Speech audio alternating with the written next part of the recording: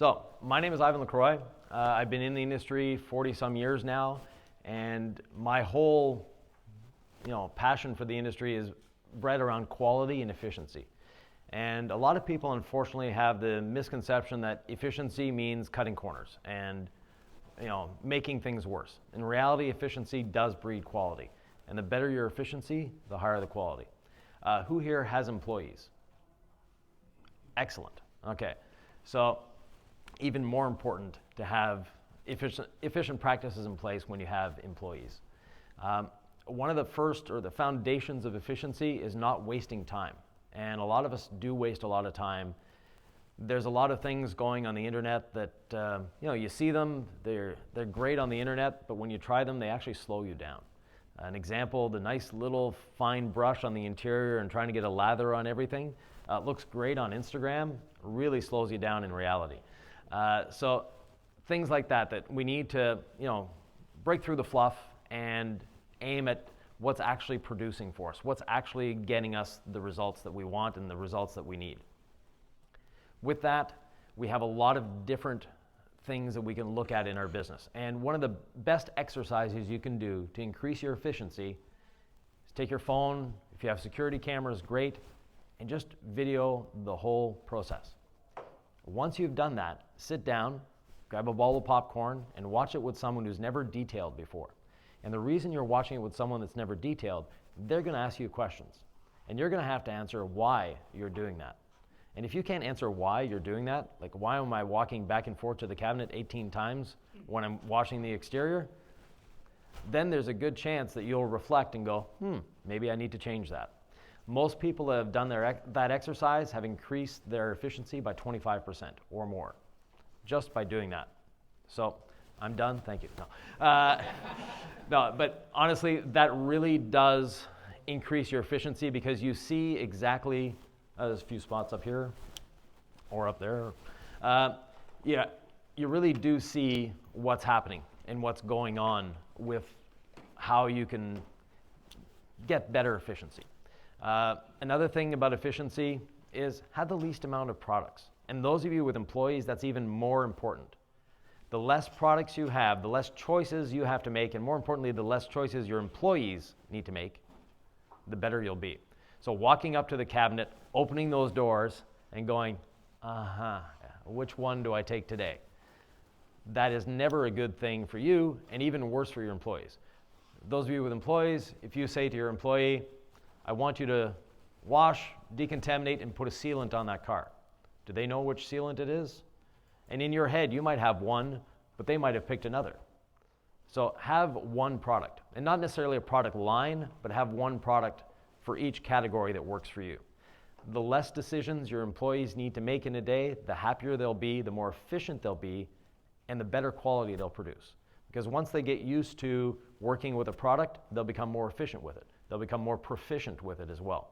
And proficiency and efficiency are two different things. Work on proficiency first, in other words, knowing how to use the product, and then make it to the efficient part of how to accelerate the product. Who here has written SOPs? Very few. Okay. Your SOP for washing, how many pages is it? 1.5? Okay. A typical SOP should be roughly, for any operation we're doing, between 15 and 30 pages. And the reason for that is you should be able to take someone off the street. So go to McDonald's or go to Walmart, grab one of the employees there and say, I'm going to pay you $100 to work for me for a day, cash. You give them the SOP, they've never walked in your building, they've never washed a car before, they should be able to follow your SOP and get the job done. They may not be quick, but they should have no questions. So an example, fill the wash bucket. What's filling? Is it right to the brim? Is it 4 gallons? Is it 3 gallons? How do you know? Where do they get the water? Where do they get the wash bucket? So SOPs are a very important part of increasing your quality. And I have coaching customers that they have no employees whatsoever, and they have the most beautiful SOPs you've ever seen for themselves. Because working out your SOP is going to force you to look at your process once again. It's going to force you to evaluate what you're doing, why you're doing it, and how you're doing it. So very simple, your wash bucket. Where do you keep the wash bucket? Well, when you're writing your SOP, you take a picture of where the wash bucket is. That gets included into your SOP. How do you fill the wash bucket? You show a picture of filling it. You show a picture to where you fill it. That way you know exactly. Your soap or your rinseless wash, are you using the glug-glug method or are you actually measuring it out? And for employees, they should be measuring it out. For yourself, you should be measuring it out. Products work a lot more effectively and efficiently when you respect the dilution ratios. More is often not better. More is often giving you more work. It's making you have to wipe one extra time, have to rinse an extra 30 seconds, all of that. So that SOP, you continue. Let's say you're using rinseless wash. Where's the rinseless wash on the shelf?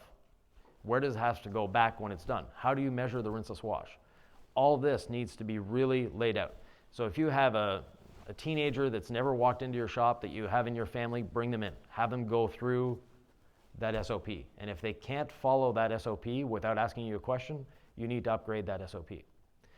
That SOP is going to do a lot of things for you. It's going to make you more efficient. It's going to make you consistent. And when you stop thinking about, did I do this? Did I do that? That is where you end up being more efficient. An example I would use with my employees, they all had the SOP. Once they had the SOP, they'd be going around the car, and I would, okay, if you drop dead right here, we're going to move the body out of the way, and another employee is going to come in. Judging on where we found the body, they should know what you've done and what you haven't done. If you're following the SOP, that will be known. If you're not following the SOP, then they don't know. So we always started washing with the roof, then the hood, then down the side, the back, and finish with the front end. The reason we finish with the front, little thing, pre-soak for the insects, let them sit as long as they can. But we always had that same process. And having that same process for every employee, and those of you that have multiple employees, you might have that one rogue employee that wants to do their own thing. Don't let them do their own thing. And when you're dealing with employees, you need to explain why. And this is somewhere that a lot of people fall flat on their face. They don't explain why they're doing things. They tell the employee, do this. The better answer is, this is why we're doing this. And the SOP is a very simple way of saying, yes, it may not be the best way for you. It may actually not be the best way. And if you have a better way, tell me the better way. We'll try to implement it into the SOP. But for today, we're following the SOP. And as an employee, if you can't follow the SOP, the door is there. Because it's very important. SOPs will do another thing for your business. Whether you're a sole proprietor or you have 150 employees, SOPs now give your business value. Because right now, if you're a sole operator, you're the only one in the shop, the day that you decide to retire, what's your business worth? Generally speaking, it's worth the inventory that you have. But if you can bring someone else in, give them a binder, and say, here you go. Everything I do is in here, it's laid out. You can try the first one, see how it works. Now you have a business that can be replicated. You have a business that anyone can take over. And when you hire an employee, it becomes a lot easier for you. In hiring that employee, SOPs should not be thrown out at the employee and give them everything. Start with one. And give your employees a goal. Give your employees a ladder to climb. If they don't have a ladder to climb, they're Ivan's lackey for the next 2 years until they quit. But if they have a ladder to climb, I'm learning this. Next, I'm going to learn this. I'm going to get to this level, et cetera, et cetera. It gives them something to look forward to. And put a ladder in front of someone, they're going to climb it.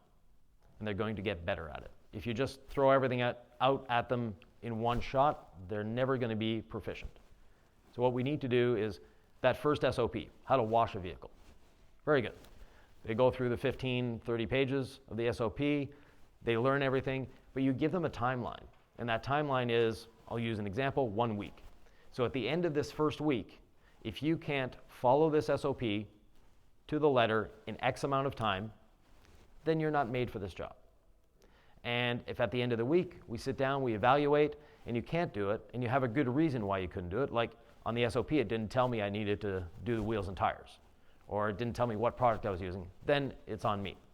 But if you can find a fault in the SOP and you still can't do it in 1 week, then this isn't the job for you. It makes it easier to let the person go because they already know they've failed. But if in 3 days they've got the SOP down pat, they're feeling great. And you can bring them on to the next SOP. You can bring them on to the next process you want to teach them. And then you also give them that time limit to learn it. And once they have the SOP, once they have that time limit, that employee now becomes more efficient because they know exactly what they need to do. And one thing with an SOP, when you give an SOP to a customer, or not to a customer, sorry, never give it to a customer. When you give it to an employee, have them sign that they've read it. And you keep that signature. You keep proof. And if you change your SOPs at any point, and changing your SOP could be changing your soap from brand A to brand B. You have to update your SOP every time you make a change. You change the type of brush you're using for the tires, you change your SOP. Yes? It's a recipe, exactly. Good way of putting it. So basically, it is a recipe, and that recipe, I can bake a cake. I can use flour to bake a cake. Or I can use any other nondescript white powder. I can use cornstarch. It's not going to taste the same. It looks like the same white powder as all-purpose flour. It sure the heck isn't. So if your employee is looking at the bottle and saying, yeah, it looks like soap, well, it may or may not be soap, and it may not be the soap you want them to use. So with your employees, to gain efficiency, the SOP is important. Who has an employee manual? Only, 2, good. 3, excellent. So employee manuals are very important. Those of you that have employees, do you really like it when the employees are playing on their phone all day? No, nobody really enjoys that. Well, if it's not given to them in writing that they can't do that, or there's a certain time limit to do it, it's up to them to decide, really. So an employee manual is important. If you've ever worked at a large chain, best example is McDonald's. How was the training at McDonald's? How was the employee manual at McDonald's? Anybody ever worked at McDonald's here? How was it? Yeah. But you were probably young at the time, and the training was a little intensive. Yeah. And you had all this stuff to read and all that, because they do have a great employee manual. And a great employee manual means that they know exactly what is needed from them. And that helps breed efficiency, that helps breed quality. Now in quality, a lot of detailers tend to overthink things. Overthinking is like a competitive sport in detailing. If we can take a process that is 3 steps and takes 5 minutes and stretch it out to 28 steps and take 3.5 hours, we're a much better detailer. It seems to be the thing on Facebook these days. The longer we can make it, the more steps we can do, the better quality we're going to do. Completely false. Have a good system that works and have it so that it's efficient and that you can repeat it every time. Interior cleaning, as an example. You see some people, they'll start at the driver's door. The next time they do a car, they'll start in the back seat. The next time they do a car, they start in the trunk. Always, same place, same time. I prefer, personally, to start in the driver's area for a couple reasons. First, I'm fresh. My eyes are fresh, I'm good, and that is where the customer is going to see it. Secondly, if it's a cloth seat and I'm cleaning the cloth seat, it's going to be dry by the time I'm done. So that's little things like that you want to increase your quality. If the back seat is a little damp when you're done, maybe not a bad thing. The customer's not going to notice. But if they sit down with their nice white sundress on their seat and they stand up and their butt is all wet, they're not happy. So little things in your process that you can adjust to make your customer happier, to increase your quality. Your quality also comes from not overdoing it. A lot of us, we try to detail for ourselves. And by that I mean the customer has one expectation, we have a much different expectation. And a lot of detailers try to detail for other detailers. Try to impress other detailers. That's not going to get you anywhere. The person you need to impress is your customer, not yourself. Now, who here has had a customer say, I want my paint to be perfect when you're done? Right.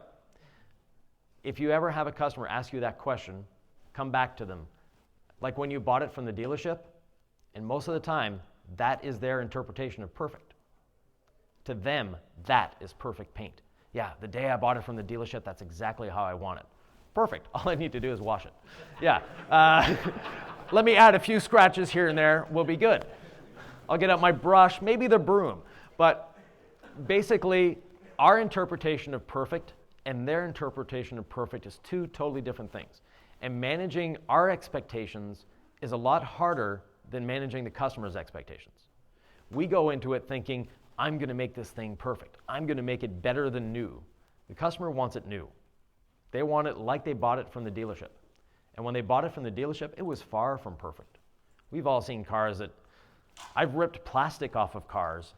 The dealership hasn't even touched it, and I had to polish it. To the customer's eyes, it was perfect, but to my eyes, it's like, it's horrible. But start looking at the vehicles in the customer's perspective, not yours. And that's really going to increase your efficiency, especially when it comes to paint correction. Because paint correction is something that we all enjoy. We all love spending hours behind a polisher.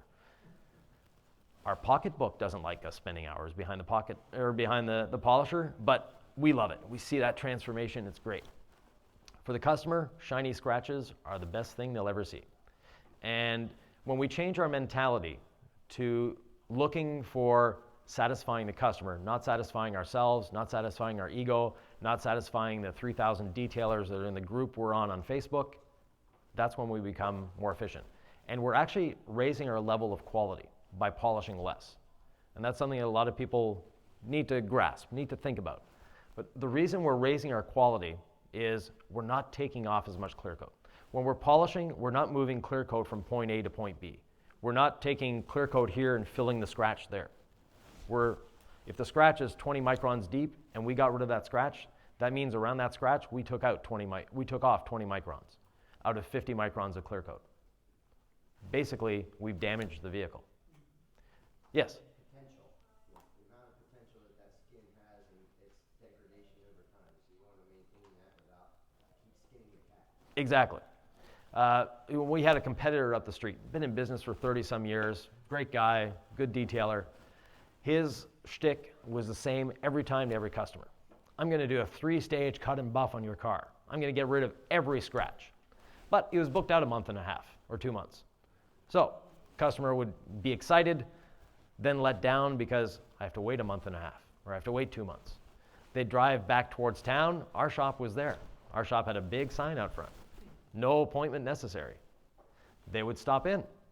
Hey, I want to get my car detailed. Perfect. First thing we did, hand them keys to a loaner car. Now, that objection is gone. What can we do for you? I want my car polished. And if they said, I want a 3-stage cut and buff, that is when we got out our paint thickness gauge and went out and looked at their car. The paint thickness gauge for us was not a tool when we were working because it's very inaccurate. Because you can put it down, move it over a 1/4 inch, and you get a completely different reading. So when you're working, if you're removing that much paint as you're working, that's a big issue.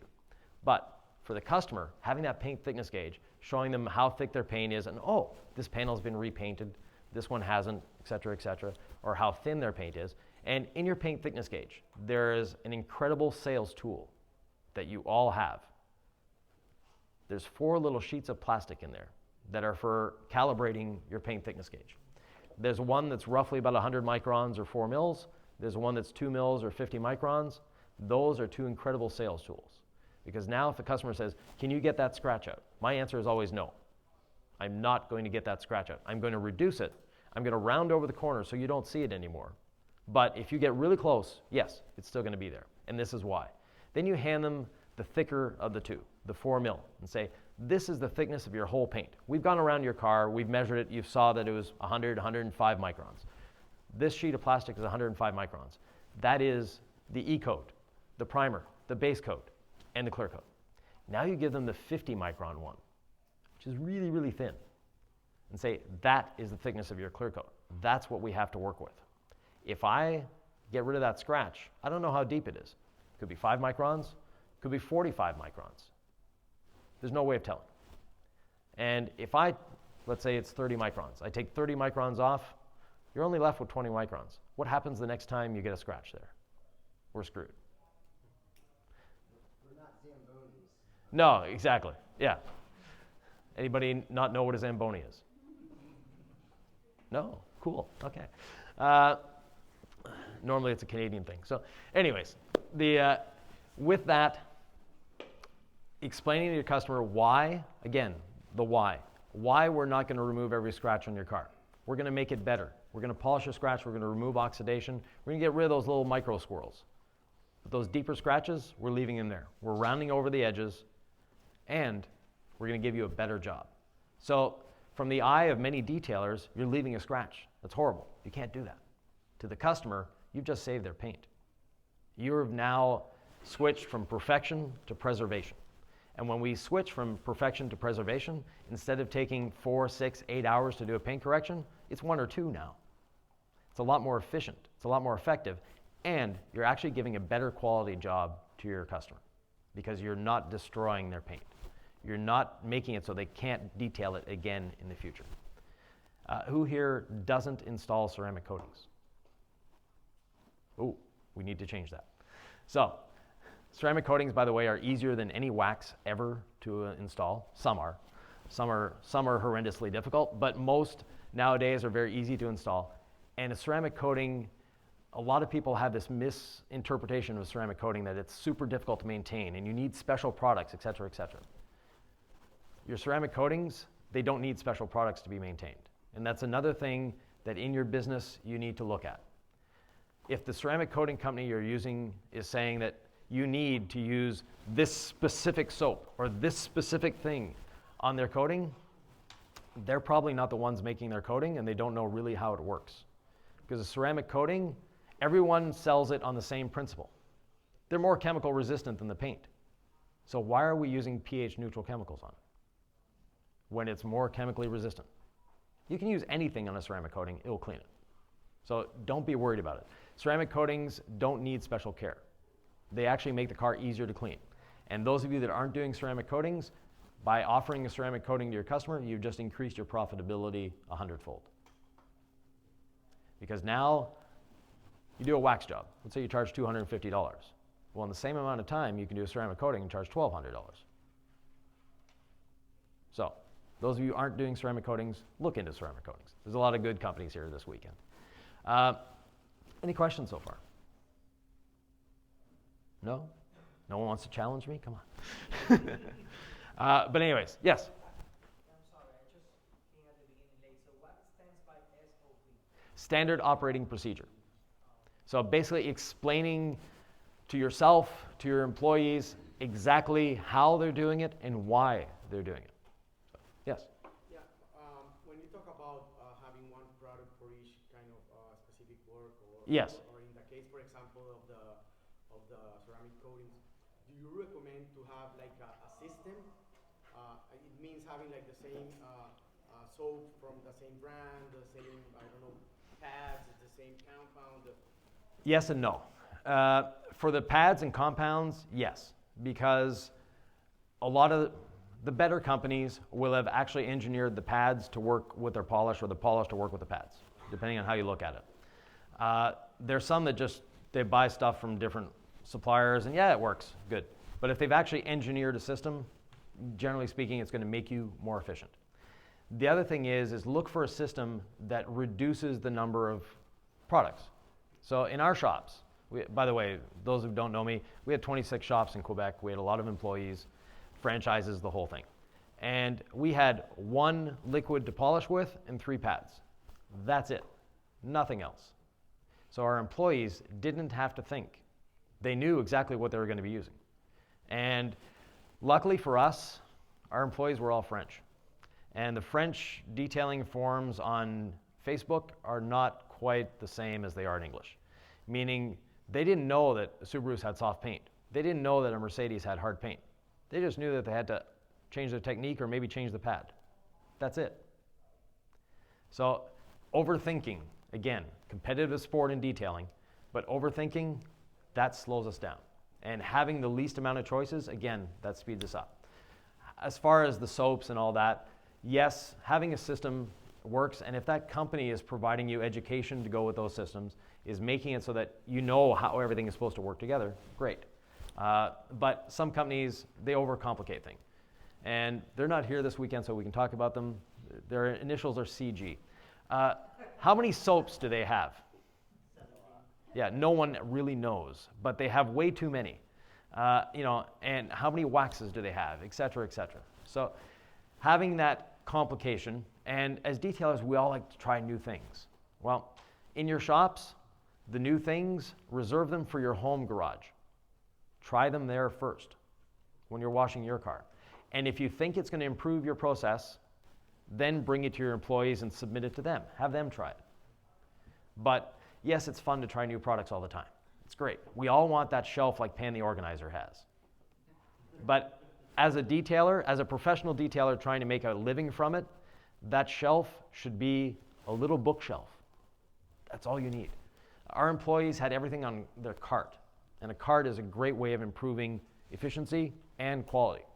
They weren't running back and forth anywhere. And yes? I'm sorry. Just going back to like maintaining the ceramic coating for your customers when you explain it. Yeah. I don't know this, but I've always told them to use the basic soap because I'm always worried if you're using something strong like Dawn, you might be degrading that ceramic coating quicker than if you would use like a normal like wash soap, something that's a little easier. Is there any concept behind that? No. Yeah, basically ceramic coating, you can use a pH of 12 every day on it and it shouldn't degrade. Now, some coatings will because the resin package in it aren't great, but, and let me dispel a myth. Dawn dish soap does not remove waxes. Dawn dish soap does not degrade any coating, does not degrade any wax. It covers it. Those of you that actually pay attention to the advertisement, comes with sheeting action. Basically, it's leaving a film over top of it. So if you want to do a test, wash a car, it beads, great. Wash one half with Dawn dish soap, wash the other half with your regular car wash soap. The Dawn dish soap side will all of a sudden stop beading. Rewash it with your regular car wash soap again, it'll be back, because now you remove the film that Dawn has left. So people that tell you that Dawn dish soap removes coatings and waxes and sealants, it's just hiding it. So it's actually an effective tool in the industry if you want to tell your customer, oh look, it's not beading anymore. Put Dawn in your foam cannon and you'll kill all beading. But we don't want to do that, no. That being said, when we're choosing a product line, when we're choosing products, have the least amount of products possible. And like I said, our employees had carts. Everything they needed was on their cart. And they weren't the ones going back to the shelf to refill their stuff. We would refill it. And the reason we were refilling as the employers is to see how much product they were using. And I have two qualities in life. I'm cheap and I'm lazy. So those qualities mean that I'm efficient and I'm profitable. But my employees were so afraid of me being cheap and lazy, they would underuse products instead of overuse products. So if an employee had done 18 sealants that week and they would only use that out of their bottle, then yeah, we have a problem. But having us maintain the carts and the employees use the carts was a lot better. For polishing, as an example, we never removed a pad off a machine until it was time to throw it away. They had 3 machines on their carts. They had the DA for cutting, they had the rotary for finishing, and for their one step, they had the choice of a rotary or DA. It was up to them. But the pad was consistently on the machine. They had the pad washer there. That increased their efficiency. For us, an employee, wash, decontaminate, prep, or polish, prep, apply a coating, it was 2 per day per employee. So that's a very easy target for you guys to hit. You should be able to do 2 coatings a day. Another thing for efficiency is look at the coatings you're using. If the coating company is telling you you need to keep the car inside for 12, 24, 48 hours, ask them how much rent they're going to be paying you. Coating technology has evolved. 20 years ago, yeah, you needed IR curing lamps. You may have needed all sorts of different things. If a coating can't be released in the rain in 1 hour, change companies. Or get them to change their formula. I'm not here to recommend products. But you know what companies I own. So, but yeah, there actually are quite a number of coatings that can be released in a short amount of time. And coatings that require you to do 2, 3, 4 layers and IR curing lamps between the layers and X amount of prep steps and all. I'm not here to recommend products. But you know what companies I own. So, but yeah, there actually are quite a number of coatings that can be released in a short amount of time. And coatings that require you to do 2, 3, 4 layers and IR curing lamps between the layers and X amount of prep steps and all that, it's not necessary. Coatings have evolved and detailing has evolved. You know, we used to apply a paste wax. A paste wax is horrendous to use. A lot of people still like paste waxes. They're great meditation. That's all it is. As a business owner, you shouldn't be using a paste wax. There are much more effective and better ways of doing it that actually give you better quality. The only thing that a paste wax does that a sealant or a ceramic spray can't do is fill. And there are instances where you need a wax that fills. And if you need that, find a wax that's easy to apply. A wax that if you get it on the molding is not going to turn the molding white. A wax that has no abrasives in it. A wax that if you leave it for 2 days, you can still come and wipe it off. That's what we're looking for. So efficiency is also choosing your products wisely, because there are a lot of products on the market that honestly give you way too much work. They make it too difficult for you. There's some that, example of polish. Well, if you do 3 passes, it's great. If you do 4, it's like concrete trying to wipe it off. If that describes your polish, get rid of it. If it creates dust that you need to wash the car after you've polished it, that's a real waste of time. If you need to tape the vehicle to use the polish you're using, get rid of that polish. There's no need for that in today's day and age. So look for products that actually work for you, that you're not working on the product. The product is helping you do the job. And when it helps you do the job, you become more efficient. I mentioned carts. That's another thing, great efficiency tip. If you're a mobile detailer, have the detailer's helper belt. If you're in a shop, have the cart. You can have lights on the cart. For our carts, the polishers were plugged into the cart was plugged into the wall. So the cart was never more than 6 feet away from the employee. They always had it with them. Who has wheels on their wash buckets? Excellent. Those of you that don't, get wheels on your wash bucket. And it takes 2 to 3 weeks, maybe sometimes a little longer, to train that bucket to follow you around the car. Once you've trained the bucket to follow you around the car, then your washing becomes more efficient. Because how many steps are you wasting walking back and forth to the bucket? Who here uses a 2-bucket method? Okay, good. Now, my 2-bucket method may be a little different than yours. 1 on each side of the car. If you're using soap, so as a business owner, honestly, you shouldn't be using soap anymore. Rinseless wash is a hell of a lot more efficient. Rinseless wash is going to get you through the job faster with better quality because it's a precision wash, especially for mobile detailers. Mobile detailers should not be using soap. There's no vehicle you can't clean with rinseless that you can clean with soap. It's all in the process. And rinseless washing is a skill set. You need to learn how to use a rinseless wash. Once you learn to use a rinseless wash, you probably won't go back to soap. Are there any of you here that never use soap anymore? Good. So there are a few. Others of you can learn. What about like being in Michigan, like vehicles are filthy? Yep, not a problem. I was in Quebec. We did on average 20 to 40 cars a day in our shop. In 15 years that we owned the last shop that we had, I used 1 ounce of soap because my employees bought me a foam cannon and a bottle of soap as a joke. Everything was done with rinseless. So you say foaming is waste time? Foaming looks great on Instagram. It does. Yeah.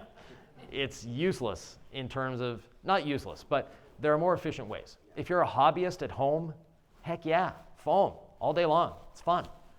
But if you're trying to make this efficient, if you're trying to make money at detailing, get rid of the foam canning, get rid of the soap. Rinseless wash, basically, and I'm not saying get rid of the pressure washer or the hose. Rinseless wash is not a hoseless wash, and that's where a lot of people confuse it. They think that, oh, rinseless wash is I'm just spraying this stuff on and wiping it off. No, that's a waterless wash. Waterless wash has its place, but not as much. A rinseless wash, the car comes in, it's covered in salt and mud and all that.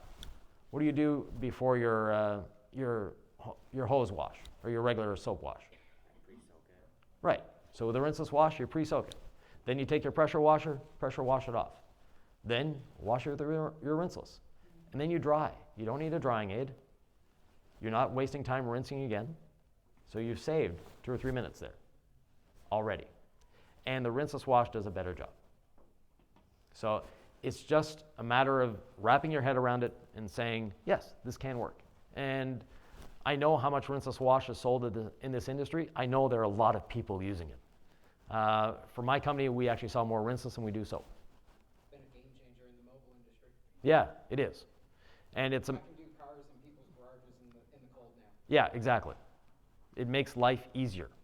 So you're all business owners here. Go home, give the soap to an employee, give it to a friend, and adopt rinseless washing. But rinseless washing, like I said, it's a skill set, and it's a skill we have to learn. Like anything in detailing, it's just a skill you need to learn. Any questions? Yes. What about the customer that doesn't see you soap down their car? Excellent question. So, I had a good friend of mine, some of you may know him, Jose Fernandez. So Joe Fernandez, Superior Shine in California, been doing it for a long time. We worked with Joe for a week or so, and that was his question. It's like, my customers want to see suds. Your customer's not even home. How does your customer want to see suds? Oh, I know this customer wants to see suds. Perfect. Now you go to your customer and say, I'm improving my quality. And improving my quality means I'm no longer using a foam cannon. I'm not going to get soap all over your driveway. I may not even get a drop on your driveway, especially in California. I'm not going to get it wet. I'm going to be using less water.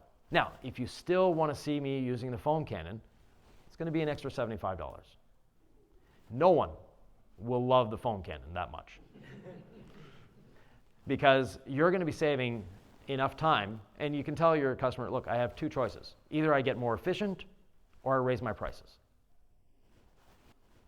If you want me to raise my prices for you, great. I'll raise my prices and I'll do it the old-fashioned way. But if you want me to become more efficient and not have to raise my prices to feed my family, then I'm going to be more efficient. I'm going to do it this way. And I'm actually going to do a better quality job.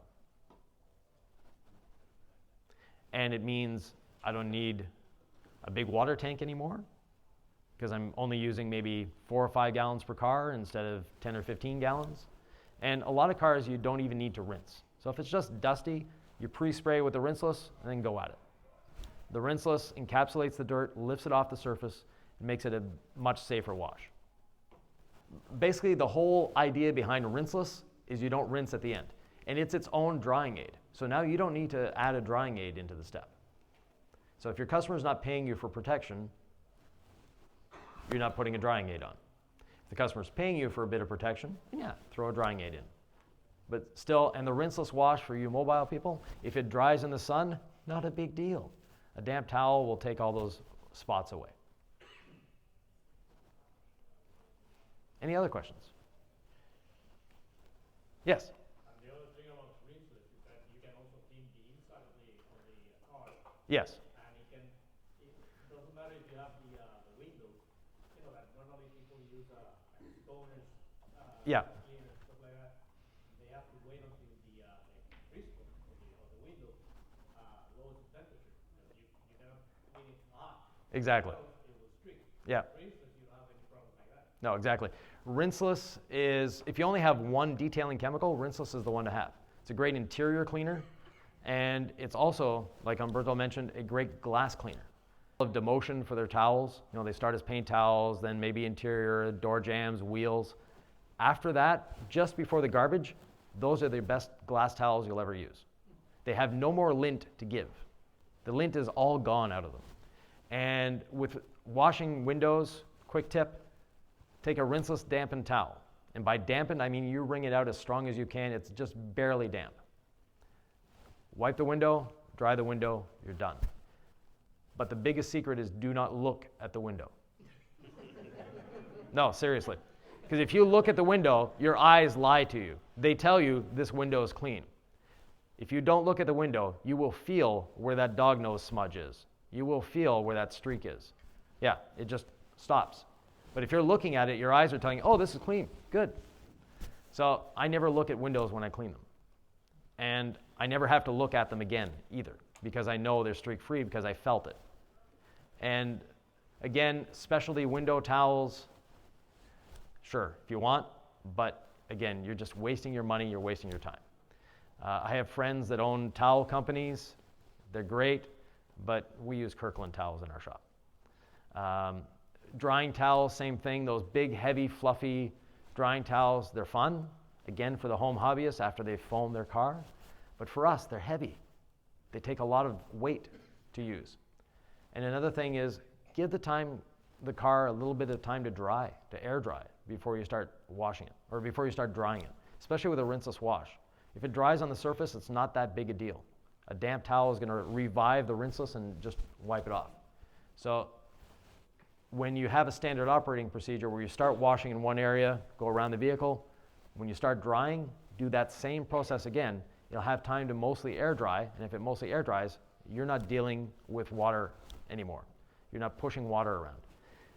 Those of us that are in a colder climate, when the vehicle just came in from outside, the vehicle is maybe up to 50 degrees, it's almost impossible to dry. That's when you adopt a 2-towel method. So have that cheap Kirkland towel in one hand, have your drying towel in the other, and use that cheap Kirkland towel like a squeegee. Never use those rubber squeegees, please. But by using that towel as a squeegee, it's taking off most of the water. You can wring it out, and your drying towel is going to stay almost dry. The other thing is, that is a time when you want to use a drying aid.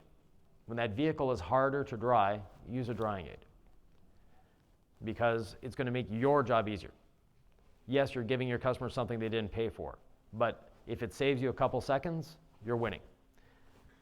On average, your employee wastes 10 minutes of time, or you waste 10 minutes. How much is it costing you?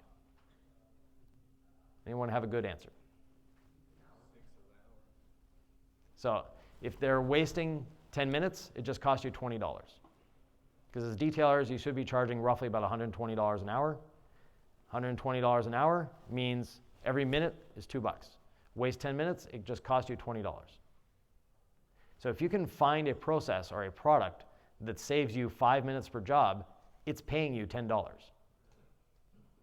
Repeat that over multiple jobs, that's great. I've had people that, I want to switch products, but I have to wait till I use all this stuff. Then I have them do that calculation. Okay, this new product is going to save you 5 minutes per job. How much is keeping that old product costing you? As they're doing the calculation, they're throwing it away. Because if you can improve a process, do so. If you can improve efficiency, do so. When you improve efficiency, your quality goes up. Your customer satisfaction goes up. And in reality, none of us here are detailers. We're customer service reps. We're here to satisfy the customer. It's just like a restaurant. Customer goes in hungry, they leave fed. For us, customer comes in with a dirty car, they leave with a clean car. We're doing the same thing. We're providing customer service. We're providing customer satisfaction. That's what we need to focus on. We don't need to focus on paint perfection. We don't need to focus on, I'm the best detailer around. There are a lot of countries where the detailers are welded together. They are a unit. They work together. They don't see other detailers as competition. They see other detailers as friends. They see other detailers as someone that's going to help them when they need help. In North America, not so much. We tend to see the other guy down the street as competition, and it shouldn't be that way. Yes? I think the main problem with that is that there's these people that think this is like a get-rich-quick scheme, and they undercharge, and then it messes everybody else up. Yeah. I think that's why we like clash heads all the time. Yes, and those that are undercutting, ignore them. They're going to go out of business soon enough. When Hyundai puts the Elantra on sale, you don't have the BMW dealership going in a huddle saying, okay, we need to do something about the 7 Series. Hyundai just put the Elantra on sale.